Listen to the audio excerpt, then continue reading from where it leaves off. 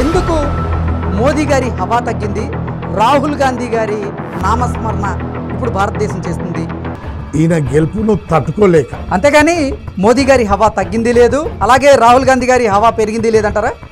మోడీ గారి హవా తగ్గింది అనేది ఎక్కడ ఒక్కసారి చూపించండి. భారతీయ జనతా పార్టీ తెలంగాణలో సంస్థాగతంగా బలంగా ఉందా, లేకపోతే యూత్ మొత్తం కూడా ఇవాళ బీజేపీకి వేయాలన్నటువంటి ఆలోచన వచ్చింది. కానీ 2023కి వచ్చేసరికి పరిస్థితులు మారాయి.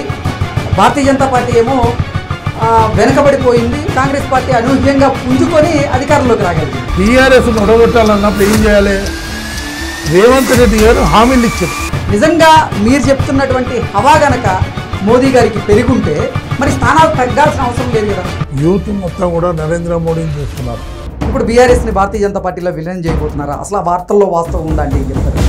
బీఆర్ఎస్ ఎప్పుడు కూడా భారతీయ జనతా పార్టీ కలవరు. భారతీయ జనతా పార్టీకి సంబంధించినటువంటి తెలంగాణ పగ్గాలను మళ్ళీ బండి సంజయ్కి అప్పచెప్పబోతున్నారు అనేటువంటి వార్తలు ఇప్పుడు సోషల్ మీడియాలో చక్కగా.